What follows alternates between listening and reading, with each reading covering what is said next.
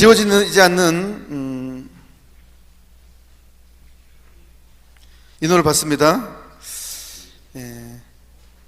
지워지지 않는 인호 나옵니다. 1581랑 성품 성사는 성령의 특별한 은총을 통하여 그리스도의 교회를 위하여 그분의 도구 역할을 하도록 그리스도를 닮게 한다. 성품을 통하여 교회의 머리이신 그리스도를 대신하여 사제와 예언자와 왕이라는 그리스도의 세 가지 직분을 행할 자격을 얻는다 그랬습니다. 근데 밑에 또 아주 무서운 말 했네요. 237쪽 그 밑에 보면 교만한 성직자는 마귀와 같은 축에 드는 것입니다. 정말 참. 하지만 가슴 아파도 계속 읽어 내려가겠습니다. 그러나 그 때문에 그리스도의 선물이 훼손되지는 않습니다. 그 성직자를 통하여 흘러나오는 것은 그 깨끗함을 잃지 않으며 그를 거쳐오는 것은 맑으며 비옥한 땅에까지 다다릅니다. 과연 성사의 영적인 힘은 빛과 같아서 조명을 받은 사람들은 깨끗한 빛을 받으며 더러운 사람들을 거쳐오더라도 그 빛은 더러워지지 않습니다. 이것은 무슨 뜻이냐 그러면 사제가 중재 중에 미사를 집중하더라도 그 성체가 유효하다는 거예요. 성사 힘 때문에 그렇다는 거예요. 물론 그 사제는 교만한 사제 같지만 교만한 마귀 같은 역할을 했지만 그걸 이제 좀 어려운 말로 인효성과 사효성이라는 말인데 제 중에 그 미사를 했다 하지라도 그 성체 자체는 유효하다는 거예요. 그 성체 자체는 유효하다는 거예요. 하지만 인효성, 그래도 정말 겸손하고 거룩한 사제가 드리는 미사가 더 거룩하고 은총은 큽니다. 하여튼 더 풍성하죠. 하지만 제 중에 미사를 봉헌다 할지라도 성체가 유효하다는 거예요. 그러니까 참된 그리스도 살가 피라는 거예요. 그러니까 온갖 정성을 다해서 모시라는 것입니다. 이거 중대한 것입니다. 이거 인효성과 사회성을 말하는 것입니다. 좀 어려운 말인데 그 위에 1584항 수품 성직자를 통해 활동과 구원을 이루시는 분은 그리스도이시므로 성직자에게 결함이 있다고 해도 그리스도의 활동이 방해받지는 않는다. 그러면서 이 얘기를 하는 거예요. 결함이 있다 하더라도 하지만 그렇다고 해서 사제가 결함을 묵인다는 게 아닙니다. 사제는 신자들보다 훨씬 엄한 벌을 받습니다. 사제이기 때문에 그만큼 더 거룩한 성덕의 의무가 있습니다. 사제들은. 그래서 거룩한 사제가 정말 드리는 미사가 훨씬 영적인 은혜를 풍성하게 하는 것은 사실입니다. 이것도 역시 교회는 가르칩니다. 거룩한 사제의 미사가 훨씬, 그 대표적인 예가 누굽니까? 많은 성인 성도들이지만 특히 금세기에 빠드레 삐오 신부님. 한번 그분을 접할 기회가 있으면 책도 우리 소록방에 있습니다. 또 빠드레 삐오 신부님에 관한 책이 또 있어요. 그분이야말로 금세기 최고의 거룩한 미사를 봉헌하시는 분. 2시간 걸립니다. 2시간. 이분이 미사하는 거 2시간 걸립니다. 이쪽 신자들은 안 가겠죠 아마. 길다고. 그분은 미사하면서 우신대요. 하느님이 피가 보인대요. 헛되게 흘러가는 게 그냥 보인대요. 그래서 아주 그 눈빛 하나가 살아있습니다. 그 신부님 그 미사하는 거 보면요, 그걸로 사람들이 많이 가버립니다. 그 겸손과 그 신심, 이게 보인대요. 그러니까 신자들 거기에 그냥 감동을 받아가지고 완전히. 그래서 그 신부님 미사하기 위해서는 여관에서 맨날 며칠 죽치고 앉아 있습니다. 거기 여관이 365일 꽉 차 있습니다. 그 방도 얻기 힘들었어요. 그 신부님이 산 저반 로또통인가 거기 계실 때. 저도 한번 거기 갔다 왔습니다. 근데 아주 한번 비디오로 제가 본 적이 있는데 갔다 와보기도 했고, 성당은 미사하려고 문 열자마자 막 우르르 와가지고 먼저 앞에 앉으려고 난리가 나요. 우리 앞에 뒤에 앉으려고 난리가 났지만 그 비오 신부님 미사는요 정말 서로 가까이서 보려고, 그 미사에 서로 앞에서 가장 가까운 데 참석하기 위해서 막 문 열자마자 막 달려온다니까요. 성당에서, 그 엄숙한 성당에서. 그것도 감동이었습니다. 그러니까 사제의 거룩함은 정말로 필요합니다.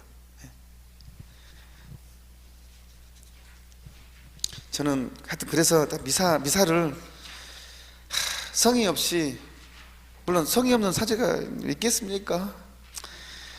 하지만 그게 느껴지면 정말 가슴이 아픕니다. 미사가 하나의 막 일반 세속적인 그냥 잔치같이 행하면 정말 저는 가슴이 아픕니다. 정말.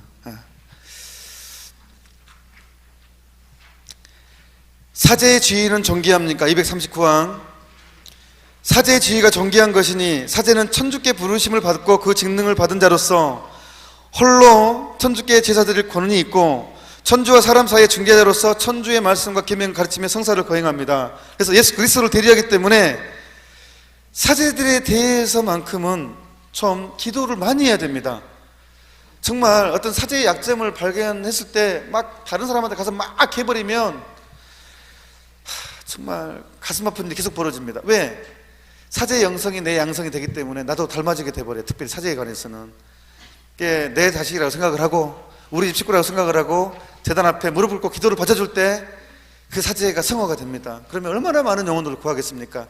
사제 한 명이 성인이 되면요 수만 명이 구원을 받습니다. 수만 명이. 사제 한 명이 타락해버리면 수만 명이 또한 타락해버립니다. 그렇기 때문에 사제를 위해서 기도하는 것은 나를 위한 기도래요. 비록 우리 가정에서 사제가 성장하는 거거든요. 가정에서. 사제는 하늘에서 떨어지는 게 아니잖아요. 땅에서 솟아나는 게 아니지 않습니까? 내 가정에서 탄생하는 게 사제입니다. 그래서 사제를 위한 기도는 나를 위한 기도입니다. 나를 위한 기도. 그래서 약점을 들춰내기보다는 기도로서 봉헌해 주시면 감사하겠습니다. 그리고 이 자리를 통해서 사제로서 물론 저도 잘못을 참 많이 하고 참 용서를 청하고 하는데 또 사제로서 대표성은 없지만 혹시 여러분들이 사제로서 받은 상처와 어떤 아픔이 있다면 정말 용서를 해주시기를 사제인 제가 또한 용서를 청합니다. 인사 한번 하겠습니다. 제가 용서해달라고.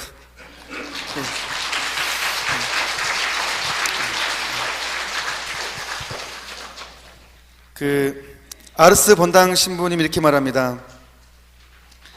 이 세상에서 구속 사업을 계속하는 것은 사제입니다. 만일 우리가 이 지상의 사제를 잘 이해한다면 두려움으로 죽은 것이 아니라 사랑으로 죽을 것입니다. 사제직은 예수 성심의 사랑입니다. 그랬습니다. 너무 아름다운 말입니다.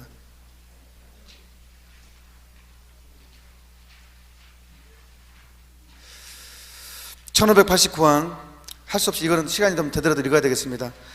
사제직의 은총과 그 임무의 위대함을 생각하여 거룩한 교회 학자들은 성사로서 그들을 성직자로 세우시는 주님과 온 삶을 맞추어 나가도록 끊임없이 쇄신하여야 한다고 절박하게 호소하였다. 그러므로 갓 신부가 된 나지안의 성 그레고리오는 이렇게 외쳤다.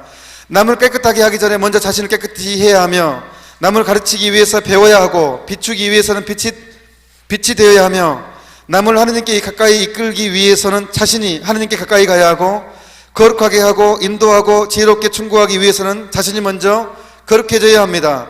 나는 우리가 누구의 봉사자인지, 우리가 어느 수준에 있는지, 우리가 어떤 분을 향해 가고 있는지를 압니다.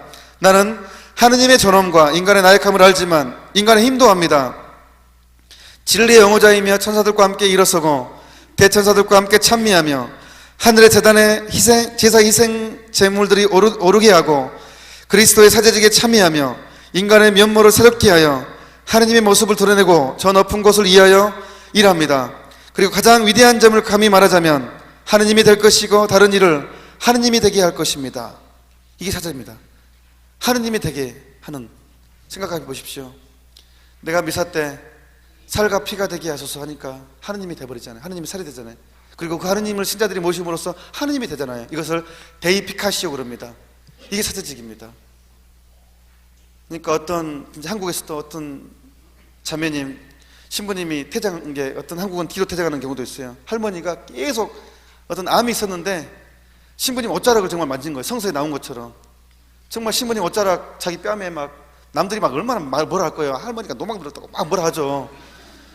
근데 할머니는 그거 개치 않고 그냥 사제의 옷자락을 계속 부빈 거예요.